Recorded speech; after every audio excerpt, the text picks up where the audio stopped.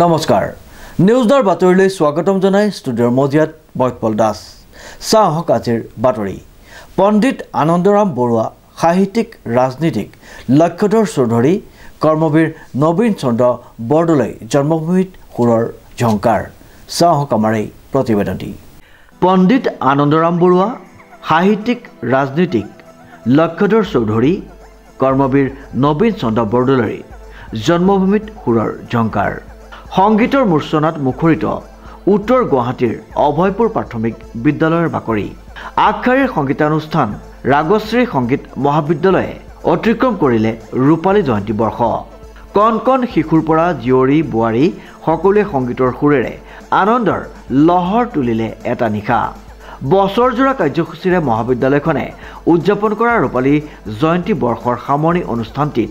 উপস্থিত আছিল লক্ষধৰ চৌধুৰীৰ সুপুত্ৰ তথা সাহিত্যিক বিশিষ্ট চিকিৎসক ডক্টৰ অঞ্জন জ্যোতি চৌধুৰী সামৰণি অনুষ্ঠানত যশস্বী শিল্পী লোকনাথ গোস্বামী ডক্টৰ অনিমা চৌধুৰী পাঠশালাৰ জ্যোতিবিষ্ণু শিল্পী সমাজৰ লগতে কেইবাগৰাকীও বিশিষ্ট ব্যক্তি উপস্থিত আছিল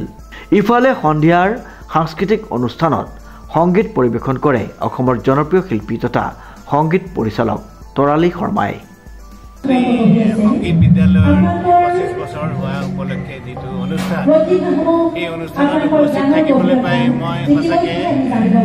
ধন্য মানিছোঁ আৰু ইমান সুন্দৰকৈ আমাৰ ছাত্ৰ ছাত্ৰীসকলে পৰিৱেশন কৰিলে মই এতিয়ালৈকে তেওঁলোকৰ দুটি অনুষ্ঠান দেখিলোঁ আৰু শিক্ষক শিক্ষয়িত্ৰীসকলৰ আন্তৰিকতা দেখি মই মুগ্ধ হৈছোঁ আৰু দেশ সেৱাৰ বহুত পথ আছে সকলোতকৈ উত্তম পথ হৈছে সাহিত্য সংস্কৃতিৰ সাধনা কৰা এই পথটোকে আমাৰ অধ্যক্ষ ভূপেশ চৌধুৰী আৰু বিকুমণি চৌধুৰী তেখেতসকলে পৰিয়ালটোৱে বাছি লৈছে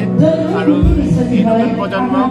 এই এটা শুদ্ধভাৱে তেওঁলোকে এই সাংস্কৃতিক দিশত আগুৱাই লৈ যাবলৈ প্ৰয়াস কৰিছে সেইকাৰণে মই সঁচাকৈ তেওঁলোকক ধন্যবাদ জনাইছোঁ আৰু প্ৰশংসনীয় কাম যিহেতু তেওঁলোকে কৰিছে তেখেতসকলৰ ওচৰত আমি কৃতজ্ঞ জাতিটোৱেই কৃতজ্ঞ কাৰণ এই অঞ্চলৰ পৰা এনেকুৱা নতুন নতুন ভাল গায়ক গায়িকাৰ সৃষ্টি কৰিব আমাৰ নৃত্যটো তেওঁলোকে কথক নৃত্য আৰু সত্ৰীয়া শিকাই আহিছে বুলি শুনিছোঁ গতিকে এই ক্ষেত্ৰত তেওঁ সফল হওক আৰু ইয়াৰ পৰাই গৈ পেলাই আমাৰ ছাত্ৰ ছাত্ৰীসকলে বিশ্ব দৰবাৰত এইবিলাক অসমীয়া কলা কৃষ্টি প্ৰতিষ্ঠিত কৰক গানৰ দুৰ্বল মানুহে যদি জীৱনৰ কোবাল নদী পাৰ হয় তোমাৰে তুমি হেৰুৱা বাকী মানুহ যদি নহয় মানুহ দানৱ কাহানী নহয় মানুহ